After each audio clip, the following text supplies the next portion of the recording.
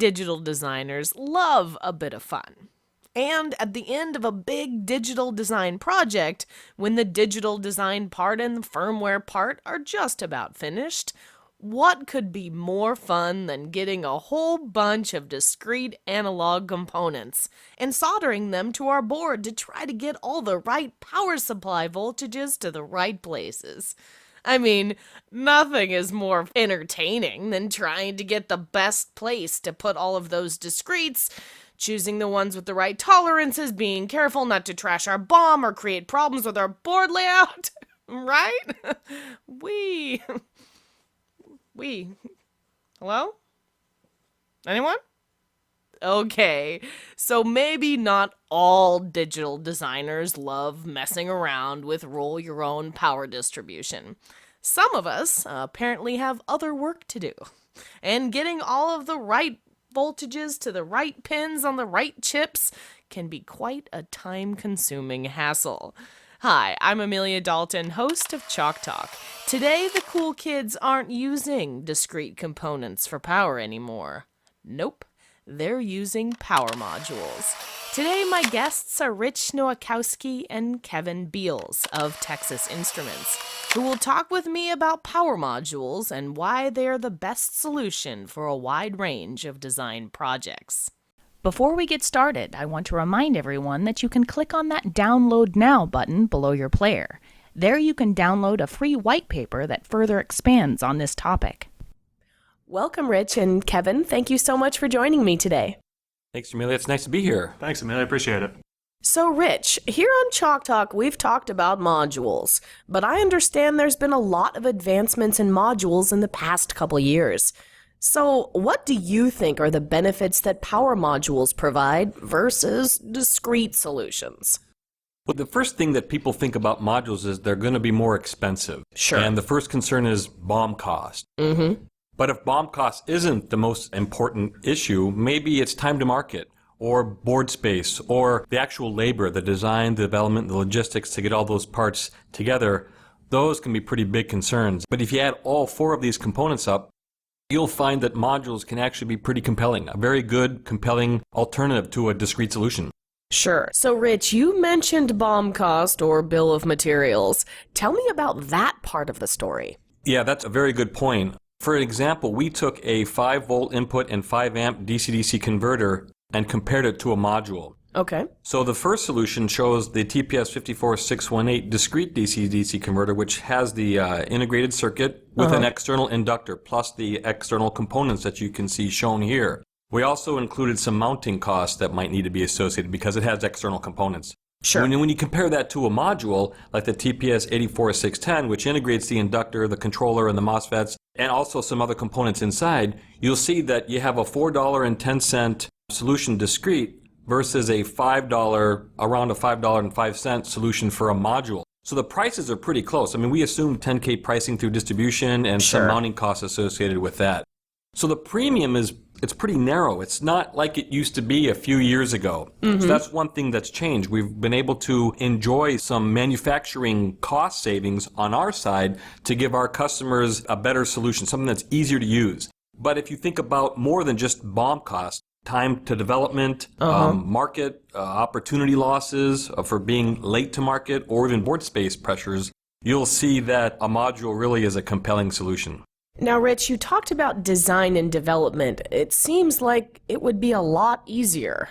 That's correct. Modules do take less time. Mm-hmm. And there was a survey conducted by the Darnell Group which compared a module design versus a discrete design. Okay. And they found out that the module design takes 45% less time, less man hours to complete than a discrete DC-DC solution. That's a lot, okay. And if you think about the number of steps that you have to complete, selecting components, verifying the compensation, you'll see that there are 2.8 times as many steps to complete the discrete version versus the module solution. Wow, okay. So not only is the labor cost less with using a module, but also you'll get advantages in board space savings and also those problems that always creep up like noise, parasitics, and stability. Because with the module, those are don't cares because the design was already done by an expert. Makes total sense. Okay, Rich, how does this break down?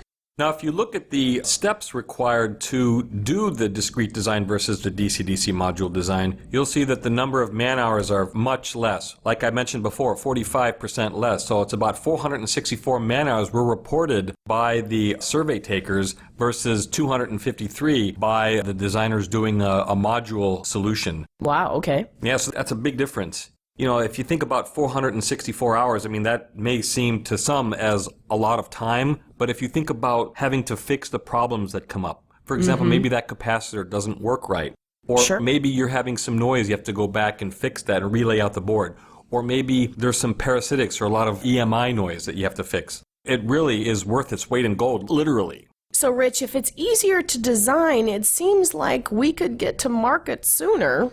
Yeah, that's correct. And, there's an example that we can show between Apple and the Android phone. So you have the iPhone versus the Android phones, and we all know who is the most popular. Absolutely. The Apple iPhone really has taken off, and they were first to market. And when you're first to market, there's just some advantages that you're going to get with market share. And I think that this translates even to our own products. Interesting. Whether it's, us making our own semiconductors or our customers building their own boards and their own products, time to market really does matter. That's why management is always kind of, beating on us to get things out early. Always, always, always. Okay, Rich, so give me a feeling about how much that could be worth. It's hard to say, and that is so esoteric to calculate. It's tough. It's tough. But anyway, here's an example, just what happens if you take a look at the top chart. This is device net revenue. If that revenue comes too late, you can see that the overall profit and revenue lags. Sure. So by getting your product out sooner, you're going to have more profit and more revenue. And this chart is a classic example to show exactly how that looks. Now, with discretes, we end up with a lot of parts all over the board. It seems like with a module solution, it would save us a bunch of board space as well. Yeah, that is correct. The board space savings can be significant because it's an expert power supply designer who is making that module. Sure, yeah. So how much is your board space worth? I know we're having like housing market crashes and real estate market bubbles are happening right now, but I always wondered, how much is the board space really worth? I mean, sometimes that board space can be used to put another data converter or some other type of a product that can add value to your product. Absolutely. Or it can allow you to make some alterations in the layout and maybe get your product out sooner. Yeah. So, we really don't want customers spending their time or their IP making power modules because that's already been done. And the cost, even the BOM cost, really isn't that much more significant. So just think about all the savings that you're going to get. Not only are you going to have board space savings, but you'll also have less EMI, less noise problems, and better routing, just because you have that board space to play with. Sure, makes sense. So Rich, help us put this all together. Well, power modules do have benefits. First of all, you're going to get less time. 50% less engineering time just to make the module design versus using a discrete design, which means it's going to be more profitable. Less labor means more profit, more time to do other things, maybe make your product better. Sure. These modules have guaranteed quality and reliability. We EMI test them. We actually test them on a tester, an automated tester, so the power supply works when it leaves our factory. Very which nice. means less time for you to debug. Absolutely. You don't have to worry about all these crazy passives going end of life because all the products are inside our power supply, so it just makes the logistics so much more simpler. And also, you only have one part. Instead of having 10 or 20 parts on the board, one part just makes life so much easier. So, and if you think about MTBF calculations and reliability calculations, one part has much better mean time between failure than more components on the board. Okay, Rich, this is great, but what types of products are out there that I can actually use? Well, there are a lot of modules that we have in the portfolio at Texas Instruments. We've got devices that support all the way up to 50 volts on the input, as much as 50 amps on the output. So whether once you know what your input voltage, and output current is, it's very easy to select a part. And there's a chart shown here that gives you a good idea of what part to use. They also come in several package options as well. Some of them have a QFN package, which is very small, very dense, very low profile. It's good for communications type applications. Okay. And then for industrial applications, we also have the modules that have a leaded package, more like a leaded PMOD package. Some industrial customers actually prefer the leads because they're easier to get to, they're easier to touch, and the manufacturing process capability for surface mount is not as sophisticated. Interesting. Okay. Now, on the other hand, we also have the standard open frame modules, which you can see in the upper right-hand side. These are devices for much higher currents. It doesn't make sense to encapsulate high currents in epoxy because the current is so high. So we still have those. And if you have portable applications or applications that are really small, the nano module and the microsip module is very small packages, smallest in the industry for low current, low voltages. So no matter what you're looking at, we've got a part that'll fit in your application. Very nice. Okay, Kevin, come join the party. So these modules are great for a single input voltage and a single output voltage. What if I have a specific processor that needs multiple output voltages? And that's what we've seen recently. We've seen a lot of processors come with more and more output voltages at different current levels constantly. So different pins, different sequencing requirements. A lot of complexity has been involved now with FPGAs and processors advancing in the past few years. Sure. So, Kevin, how do we configure all of those? Well, this is something that I'm really excited about now, and it's called WebBench Power Architect. And we have an FPGA and a microprocessor Power Architect, but it's basically the same system. You can get there by going to ti.com, and in the lower right-hand corner, there's a multiple loads FPGA Architect and microprocessor Architect that I have highlighted here. Okay. So if I want to set this up, do I just get out my data sheet and start entering voltages and current requirements? Well, no. This is one of the new features of WebBench Power Architect is that we have these all preloaded into the system for you.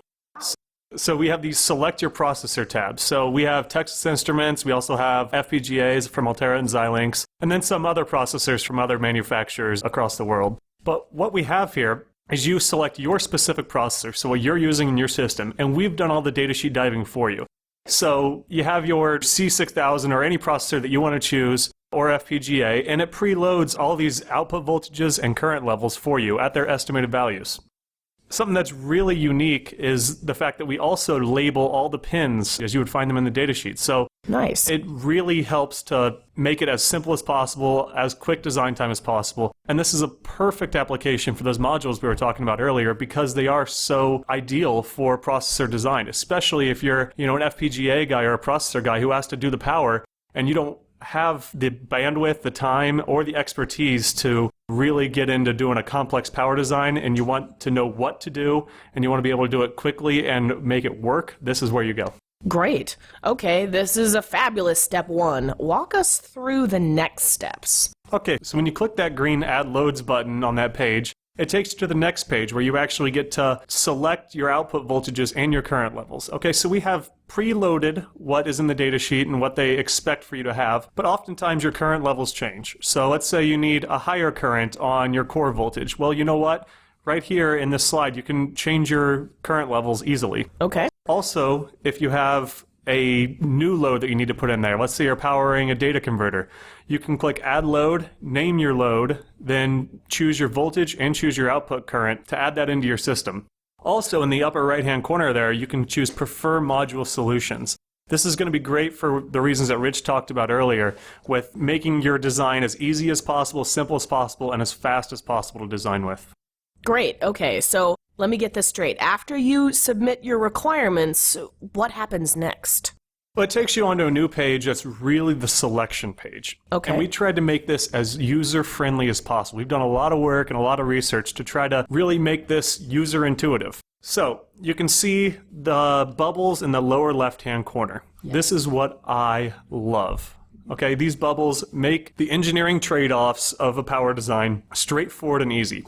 So the relative system cost, and that's the cost of all your inductors, capacitors, resistors, all of our chips, your entire bill of materials cost. Okay. Is relative by the size of the bubble. Okay, so it's the smaller the bubble, the smaller the cost. The bigger the bubble, the bigger the cost. Makes sense. Also, on the horizontal axis is system efficiency. Okay, so the further right you go, the higher efficiency you are. Mm-hmm.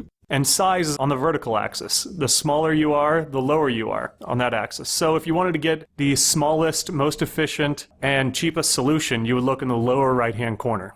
Okay. What I really like about this, though, is, okay, so that's 20 different power designs that it's created for your processor, for your application, with all your specific loads added in. Okay. But let's say you want a higher efficiency solution. in the upper left-hand corner there's a knob that you can turn that does the engineering trade-offs for you. So cool. Okay. See, yeah, if you want the higher efficiency, all you got to do is just twist that knob towards higher efficiency. It'll recalculate all those designs. It'll present you all new bubbles nearer to 92% efficiency, and it'll let you choose between them based on size and cost then. Okay, I love this. So we turned the dial and we've got a whole solution. But what if I want to change just one piece of that solution? Okay, so you would go to your next step in here, and that's whenever you can actually see your system block diagram built out for you. Okay. And you can click on each individual solution. So in here on the left-hand side, you can click on the supply, and it'll show you the detail, and that's what comes up in what you would see in the lower right-hand corner. Okay. So you can see your schematic there, but right here you can change your load. You can make it a linear regulator for lower noise, or you can make it a lower cost solution just for that specific part. You don't have to do it for the entire system here. Great, okay. Also, if you want to kind of compare all of your different loads that you have, right here we have 7 different loads that we have calculated. We have a pie chart with all those different trade-offs shown in a graphical format. So if you wanted to see where your biggest power dissipation is, it's there in that first pie chart on the left, where you know that blue rail that you have selected now is using significantly more power than any other rail in your system. I see, okay. Also with BOM cost and footprint, we're trying to make this as user-friendly as possible so you can actually do the trade-offs visually instead of having to do the math to figure it out yourself. This is pretty cool. So what other toys do you have? Thanks for asking, Amelia.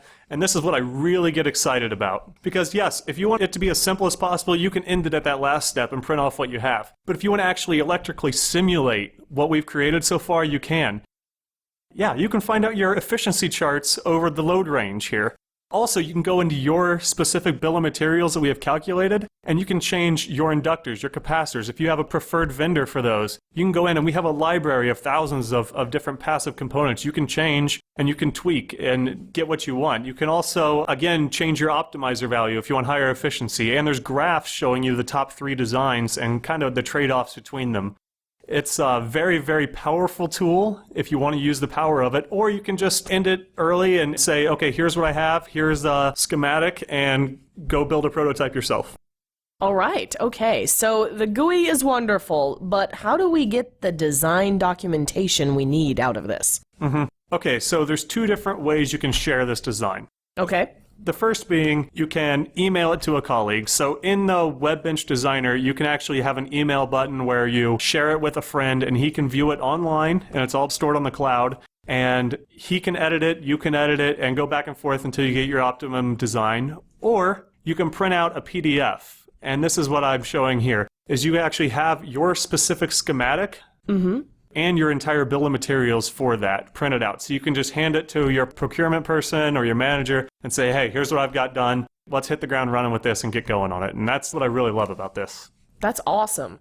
Okay, so this seems like it would free up engineers to work on more fun parts of their designs, right?